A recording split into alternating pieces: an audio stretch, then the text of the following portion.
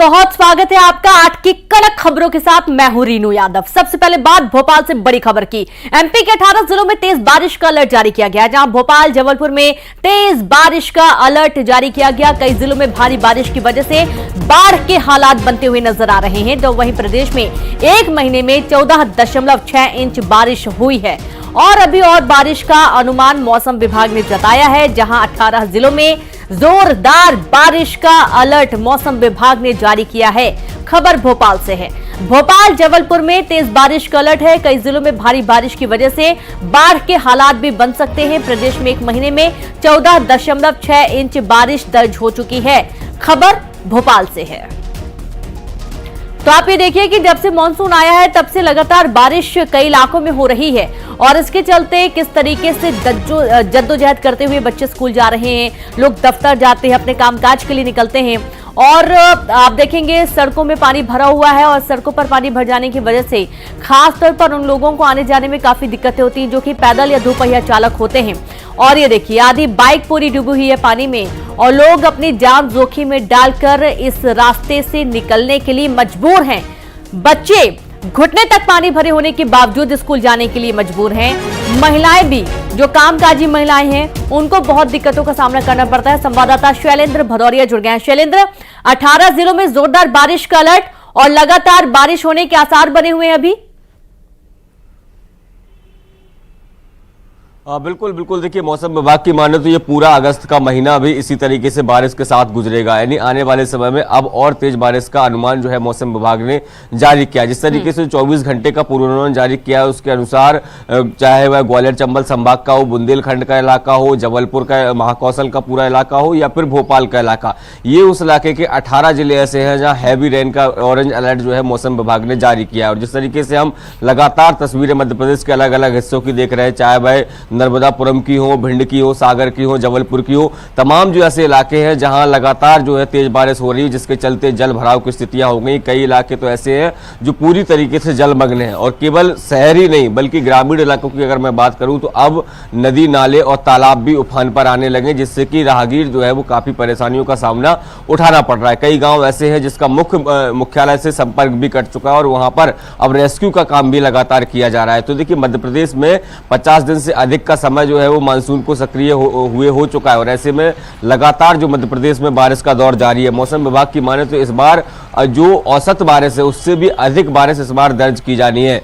तो ऐसे में आप अंदाजा लगा सकते हैं कि अभी तो लगभग आधा मानसून गुजरा है, आधा मानसून अभी और भी बाकी है। और यदि पूरे अगस्त माह की जिस तरीके से मौसम विभाग पूर्वानुमान जता रहा है कि अगस्त के महीने में इसी तरीके से जो बारिश है वो लोगों को भिगाती रहेगी, तो आप समझ सकते हैं कि आने वाले समय में मध्य प्रदेश में क्या स्थितियां हो सकती है। हालांकि अभी बहुत ज्यादा परेशानियों का सामना तो कुछ इलाकों में कुछ छोड़कर कहीं ज्यादा नहीं करना पड़ रहा है, क्योंकि देखिए कई बार हमने जैसे वही देखा कि जो बड़ी नदियां हैं उनमें जब लगातार बाढ़ आती है तो कई गांव के गांव जो है वो टापू बन जाते हैं। वैसी स्थिति फिलहाल नहीं है, लेकिन मौसम विभाग जिस हिसाब से कह रहा है कि अगस्त महीने में अगर पूरे समय ये बारिश होती रही तो कमोबेश ये हालत मध्य प्रदेश के कुछ हिस्सों में बन सकते हैं। राजधानी अगर मैं भोपाल की बात करूं तो लगभग 3.5 फीट के आसपास बड़ा तालाब जो है वो खाली रह गया है और यदि वो पूरा होता है तो आने वाले समय में भदभदा और केरबा और कलियासोत डैम के भी गेट खोले जा सकते हैं। जी बिल्कुल बिल्कुल। शैलेंद्र, आप लगातार जुड़े रहिए, आगे भी आपसे जानकारी लेते रहेंगे। बहुत शुक्रिया तमाम जानकारी साझा करने के लिए। तो इस तरीके से डैम के गेट खोलने के भी आसार जल्द ही बनने वाले हैं, क्योंकि लगातार बारिश का अनुमान मौसम विभाग ने जताया है। खबर मुरैना से, क्वारी नदी में आया पानी, जहां तेज बहाव के साथ रपटे पर पानी बह रहा है। लापरवाही में रपटे से लोग निकल रहे हैं, कभी भी कोई बड़ा हादसा हो सकता है। रपटा के ऊपर से पानी बह रहा है, 2 फीट ऊपर से पानी बह रहा है। बागचुनी गांव का ही पूरा मामला है और अब आपको तस्वीरें भी हम दिखाने जा रहे हैं। ये रपटा है नदी के, क्वारी नदी के ऊपर, जिसे पार करने की कोशिश करते हुए लोग नजर आते हैं। पैदल भी, दोपहिया चालक भी, ट्रैक्टर के माध्यम से भी, और 2 फीट ऊपर पानी बह रहा है रपटा से। कोई बड़ा हादसा हो सकता है, क्योंकि अगर पानी का बहाव और तेज हो जाता है तो आपने पहले भी ऐसी तस्वीरें देखी जब पुल के ऊपर पानी बहने की वजह से वहां से निकल रहे लोग पानी में ही बह जाते हैं। कोई भी बड़ा हादसा सीधे हो सकता है और ये तस्वीरें भी आप देख रहे हैं। संवाददाता अमित शर्मा जुड़ गया। अमित, बहुत बड़ी लापरवाही, जान जोखिम में डालकर लोग रपटा पार करने की कोशिश करते हुए नजर आए हैं। बिल्कुल, देखिए बीते रोज से रुक रुक करके हो रही बारिश के चलते कई बरसाती नदी ऐसी हैं उनमें उफान के हालात बन गए हैं। यही वजह है कि जो बाचीनी थाना क्षेत्र के अंतर्गत आने वाली क्वारी नदी में उफान आ गया, जिस वजह से जो नाले से जोड़ने वाला जो रास्ता था उस रास्ते पर लगभग 1 से 2 फीट पानी आ गया। इस दौरान कई लोग देखे गए कि ट्रैक्टरों को लेकर के तो कई लोग बाइकों को लेकर के लापरवाही बरतते नजर आए हैं। इन लोगों का अपनी जान की परवाह नहीं है, तो एक तरीके से कहा जा सकता है कि कई तस्वीरें देखी जाती हैं, वो लोग बह जाते हैं, कई बार कई घटनाएं भी सामने आ जाती हैं, लेकिन उसके बाद भी लोग सबब नहीं ले रहे हैं। और इस तरीके की फिर से जो तस्वीर निकल के सामने आई है जो काफी शर्मसार कर देने वाली है, क्योंकि जिस तरीके से पहले भी देखा गया था कि अभी पिछले हफ्ते जो टिकटोली जाना पड़ता है वहां पर 4 से 5 लोग फंस गए थे, उन्हें कड़ी मशक्कत के बाद 1 घंटे की रेस्क्यू के बाद लोगों ने निकाला था। लेकिन अब फिर से इसी तरीके की तस्वीरें सामने आ रही हैं कि रास्ते पर 2 फीट पानी है और लोग लापरवाही बरत रहे हैं। बिल्कुल, बहुत शुक्रिया आपका हमें जानकारी के लिए। तो बहुत बड़ी लापरवाही, और आप देखिए कोई रोक टोक भी नहीं, हालांकि इनकी भी एक मजबूरी होती है कि इस रास्ते को पार करके ही उनको अपने गंतव्य तक जाना होता है। ये एक्सक्लूसिव तस्वीरें मुरैना के क्वारी नदी के ऊपर जो रपटा बना हुआ है उसकी आपको दिखा रहे हैं, जहां पर पानी बह रहा है रपटा के ऊपर से और लोग इस रपटे को पार करके जा रहे हैं।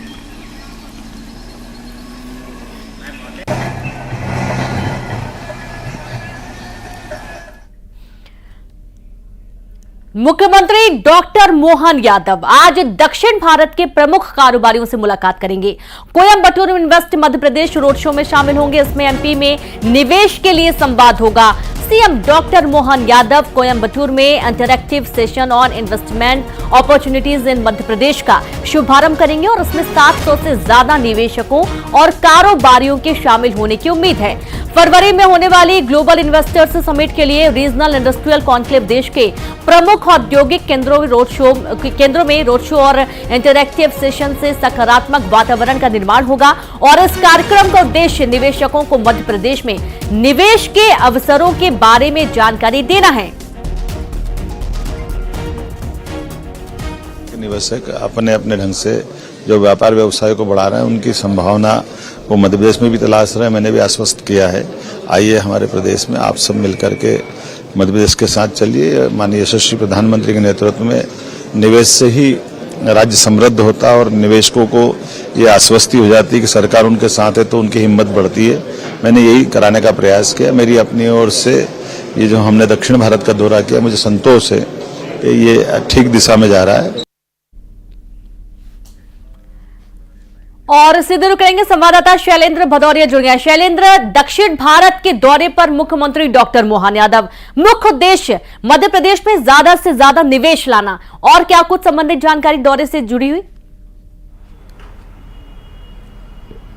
बिल्कुल बिल्कुल, देखिए मध्य प्रदेश के मुख्यमंत्री डॉक्टर मोहन यादव का तमिलनाडु का आज दूसरा दिन है दौरे का। कल वो दोपहर के बाद वहां पहुंचे थे और प्रमुख उद्योगपतियों के साथ उनकी मुलाकात भी हुई थी और डिनर पर उनकी चर्चा भी हुई थी। और आज जो है वो 2 महत्वपूर्ण कार्यक्रम उद्योगपतियों के साथ होने वाले हैं। बताया जा रहा है कि लगभग 700 से अधिक जो उद्योगपति कारोबारी हैं वो उनके साथ इस बैठक में शामिल होने वाले हैं। देखिए मध्य प्रदेश में आने वाले साल में जो इन्वेस्टर समिट होना है, ग्लोबल इन्वेस्टर समिट होना है, उसको लेकर लगातार मुख्यमंत्री डॉक्टर मोहन यादव अलग अलग हिस्सों के देश के अलग हिस्सों में जा रहे हैं और उद्योगपतियों को बता रहे हैं कि मध्य प्रदेश में निवेश करना आपके लिए किस तरीके से हितकर होगा। और खासकर देखिए जिस तरीके से मध्य प्रदेश सरकार ने पिछले सालों में 1 डिस्ट्रिक्ट 1 प्रोडक्ट के तहत अभियान जो चलाए हैं, यानी हर जिले का अपना एक स्पेशल उत्पाद है और उसी उत्पाद के आधार पर वहां पर इंडस्ट्री जो है वो स्टेब्लिश की जानी है, तो उसको लेकर भी लगातार मुख्यमंत्री डॉक्टर मोहन यादव पहले मुंबई गए थे और मुंबई में तमाम जो बड़े उद्योगपति उनके साथ मुलाकात की थी और आज वो कोयम्बटूर का उनका दूसरा दिन है। तो लगातार उद्योगपतियों से चर्चा कर रहे हैं, वो बता रहे हैं कि मध्य प्रदेश के किस हिस्से में किस तरह का निवेश आप कर सकते हैं, किस तरह की इंडस्ट्री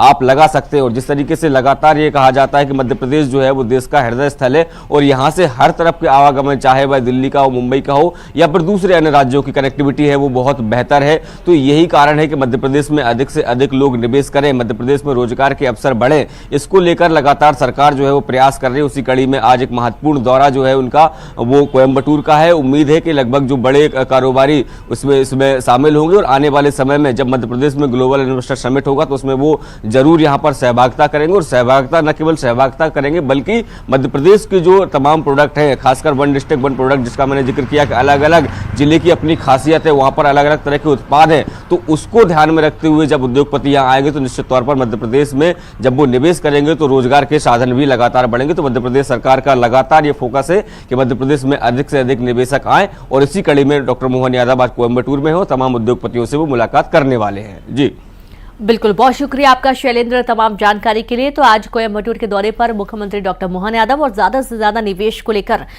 कई संभावनाएं बताई जा रही हैं और आज निवेशकों से चर्चा होगी।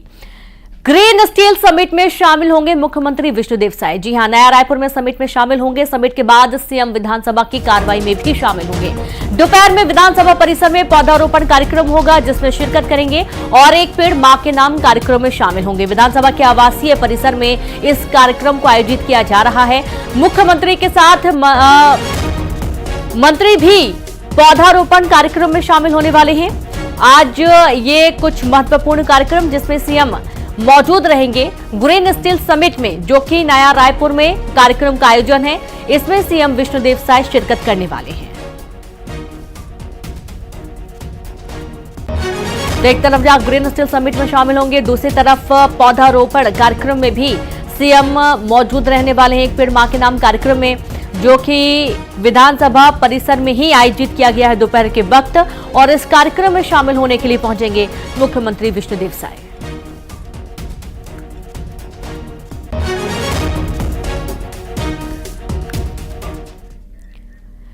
छत्तीसगढ़ विधानसभा के मॉनसून सत्र का आज चौथा दिन है। प्रश्नकाल में कृषि, आवास, पर्यावरण, वाणिज्यकर विभागों के सवाल होंगे।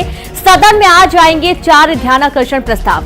सीजीएमएससी से हुई दवा और उपकरणों की खरीदी का मुद्दा उठेगा। बीजेपी विधायक धर्मलाल कौशिक उठाएंगे गड़बड़ी का मामला। बांगो परियोजना में नहर निर्माण शुरू नहीं होने पर चर्चा होगी। कांग्रेस विधायक उमेश पटेल करेंगे ध्यानाकर्षित। कोरबा जिले के भू विस्थापित का भी मुद्दा उठेगा। मंत्री रामविचार नेताम छत्तीसगढ़ कृषि उपज मंडी संशोधन विधेयक करेंगे पेश।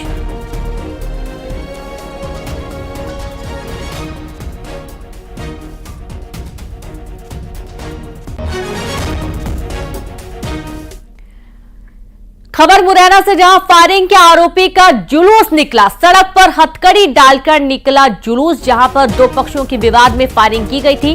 कोतवाली थाना क्षेत्र के जनकपुर का ये पूरा मामला बताया जा रहा है। खबर मुरैना से है, जहां पर फायरिंग के आरोपी का जुलूस निकाला गया। सड़क पर हथकड़ी डालकर ये जुलूस निकाला गया है। 2 पक्षों के विवाद में फायरिंग की गई थी। कोतवाली थाना क्षेत्र के जनकपुर का ये पूरा मामला बताया गया है।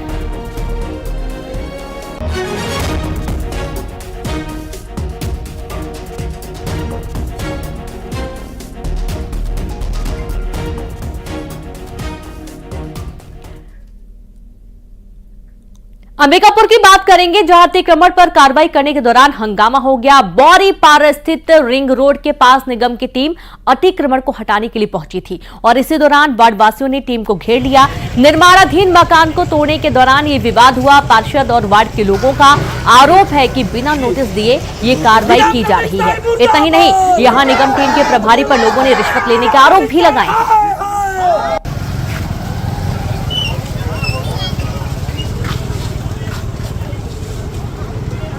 नगर निगम कर्मचारियों को क्यों? देखिए, अभी कुछ देर पहले 20 मिनट पहले का बात है। मैं इस वार्ड का पार्षद हूँ। मेरा नाम सतीश बारी है। मेरा घर चांदनी चौक में है। ये बौरीपारा का एरिया है, खालपारा इसको बोलते हैं। मेरे पास एक फ़ोन आया। अब रोते हुए एक महिला बोलती है कि मेरे घर को तोड़ दिया गया। जब मैं यहाँ पे आया तो ये लोग दादागिरी के साथ उनके घर को तोड़ रहे थे। और आप एक बात ये बताइए, आप नियम कानून कहाँ है कि किसी भी व्यक्ति का अगर घर तोड़ना है इस बरसात के समय में तो उसको नोटिस ना दिया जाए, उसे घर खाली करने का मोहलत ना दिया जाए? ये कहाँ का न्याय है? ये किसके आदेश में तोड़े हैं? जब तक सक्षम अधिकारी अगर जवाब नहीं देंगे इस जगह पे आने पे, इस जगह पे आकर जब तक जवाब नहीं देंगे इसका घर कैसे तोड़ा गया। और एक बात और सामने आ रही थी, एक महिला है, इन्हीं के घर था, यादव परिवार से हैं। इनसे सुबेरे रवीन लाल नाम के एक व्यक्ति हैं जो निगम के अधिकारी हैं और उड़न दस्ता के प्रभारी हैं। उनके द्वारा 20,000 रुपये का मांग किया गया और मांग इनका पूरा नहीं हुआ तो आज शाम को बिना लेट किए उसके घर को तोड़ दिया गया। एक बात और बताना चाहूँगा, जिस घर को तोड़ा गया है अंदर में ये आदमी था, इसका नाम छोटू है। और कहीं ना कहीं ये आदमी का जान जाता, क्योंकि बिना किसी सूचना के चोरी चुप के आके जेसीबी लगा के किसी का घर को तोड़ दिया गया है। मैं उसके बाद जब मैं आया तो ये लोग मेरे से बहस कर रहे थे, कानून का हवाला दे रहे थे। मैं भी इनको डट के बोल दिया हूं कि अगर किसी गरीब का घर टूटेगा तो सतीश बारी जेल जाने के लिए तैयार है। अगर एक घर किसी अधिकारी। दमोह में एक बार फिर धर्मांतरण का मामला सामने आया। मिशन अस्पताल पर कर्मचारियों पर धर्म बदलने का दबाव डालने का आरोप है। अस्पताल में कर्मचारियों के कलावा बांधने तक पर पाबंदी थी। आखिर किस मिशन पर था ये मिशन अस्पताल, आइए जानते हैं।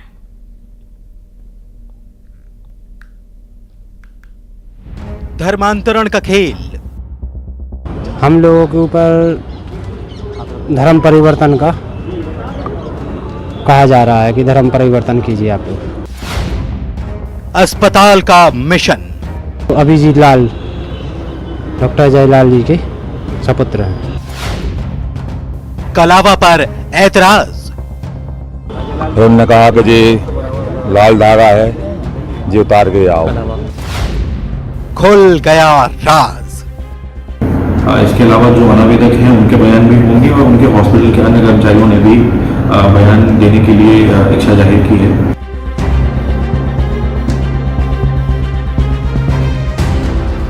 दमोह में एक बार फिर से धर्मांतरण पर बवाल मचा है।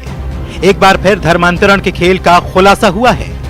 इस बार एक मिशन अस्पताल पर धर्मांतरण के लिए दबाव बनाने के आरोप लगे हैं। अस्पताल के प्रबंधक कर्मचारियों पर धर्मांतरण का दबाव बना रहे थे। उन्हें किसी कर्मचारी के शिकार रखने पर आपत्ति थी। कलावा बांधने पर ऐतराज था। हमसे बोल रहे थे किताब पढ़ो, संजू लेम्बर और अभिजीत। हमने कहा कि हम पे नहीं बनता जी पढ़े थे। चले नहीं, वो थोड़ा थोड़ा सीखना पड़ेगा धीरे धीरे। हमने ठीक है। फिर हमने कहा कि जी लाल धागा है, जी उतार के आओ। हाँ, इसको नहीं पहनना है। और जो सका चोटी कटवा के आओ, जो यहाँ जी नहीं चलता। किसने कहा ये? जी अभिजीत ने और संजू लेम्बर ने। कर्मचारियों का कहना है कि मिशन अस्पताल का संचालक अजय लाल का बेटा अभिजीत लाल उन पर धर्मांतरण का दबाव बनाता था। उन्हें धार्मिक किताबें पढ़ने के लिए कहा जाता था, लेकिन इन कर्मचारियों को अपना धर्म बदलना मंजूर न था। इन्होंने पुलिस के पास पहुंचकर मामला दर्ज कराया। तीनों फरियादों में से 2 के अभी हमने बयान ले लिए हैं। एक का बयान अभी बाकी है। इसके अलावा जो अनावेदक हैं उनके बयान भी होंगे और उनके हॉस्पिटल के अन्य कर्मचारियों ने भी बयान देने के लिए इच्छा जाहिर की है। तो इस विषय में अभी इन्वेस्टिगेशन चल रही है और आगे जैसे जैसे तथ्य सामने आएंगे उस प्रकार से हम कार्रवाई करते जाएंगे। आखिर ये मिशन अस्पताल किस मिशन पर था? यहाँ किसके इशारे पर धर्मांतरण का खेल चल रहा था? हाल ही में भोपाल में 20 लाख रुपए तक का लालच देकर धर्मांतरण कराने का खुलासा हुआ था। पुलिस ने इस मामले में 3 महिलाओं समेत 5 लोगों को गिरफ्तार किया था। इन पर गरीब बस्तियों में लालच देकर धर्मांतरण कराने का आरोप है। पुलिस को फॉरेन फंडिंग की भी आशंका है और अब प्रदेश में फिर से धर्मांतरण का मामला सामने आया है। अब देखना है कि यहाँ आखिर क्यों धर्मांतरण का खेल चल रहा था। आशीष जैन, न्यूज़ 18, दमोह। खबर पेंड्रा से, जहां हाथियों का उत्पात लगातार जारी है। कई मकानों में तोड़फोड़ की गई और खेतों में फसलों को नुकसान पहुंचाया गया। मरवाही के जंगल में ये दंतैल हाथी घूम रहे हैं। वन अमला लगातार निगरानी कर रहा है। बड़ी खबर पेंड्रा से आपको दे रहे हैं, जहां हाथियों का उत्पात जारी है। कई मकानों में तोड़फोड़ की गई, खेतों में फसलों को भी नुकसान पहुंचाया गया। मरवाही के जंगल में दंतैल हाथी घूम रहे हैं। वन अमला लगातार निगरानी कर रहा है। खबर पेंड्रा से है।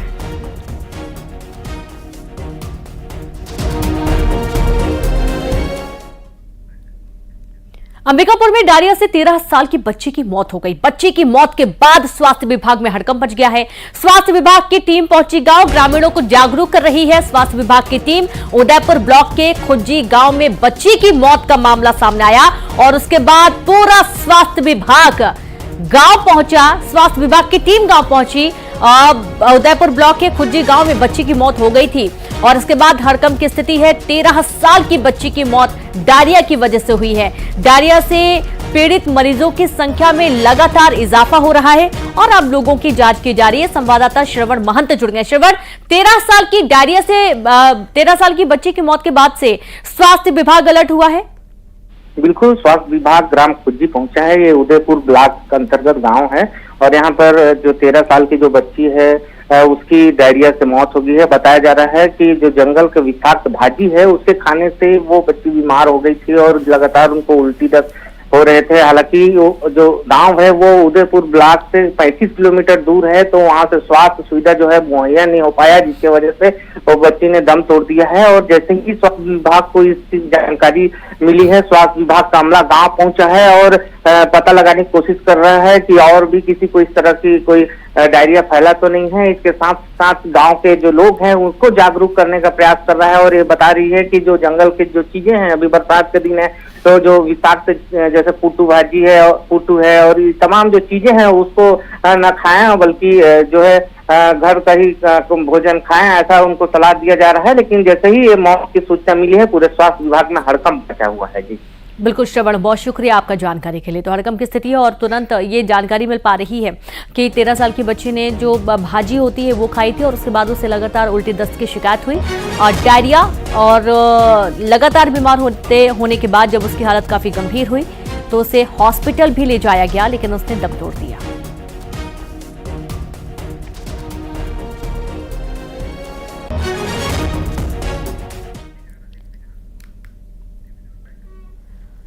राजनांदगांव में करोड़ों की हेराफेरी का आरोपी निलंबित किया गया। सहायक संचालक गीतांजलि गजभिये को निलंबित किया गया। कैच खरीदी में 2 करोड़ 16 लाख रुपए की गड़बड़ी का आरोप लगा है। मछली पालन विभाग ने निलंबन का आदेश जारी किया है। बड़ी खबर आपको दे रहे हैं राजनांदगांव से, जहां करोड़ों की हेराफेरी का आरोपी निलंबित हुआ है। सहायक संचालक गीतांजलि गजभिये को निलंबित किया गया। दरअसल कैच खरीदी में 2 करोड़ से ज्यादा की गड़बड़ी पाई गई और इसका आरोप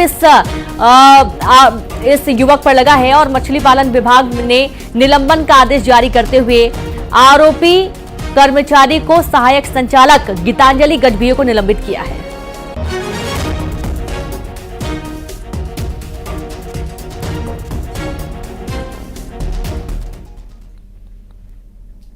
और चलिए अब देखेंगे 20 बड़ी खबरें तेज अंदाज में। मुरैना में कुंवारी नदी में आया पानी, तेज बहाव के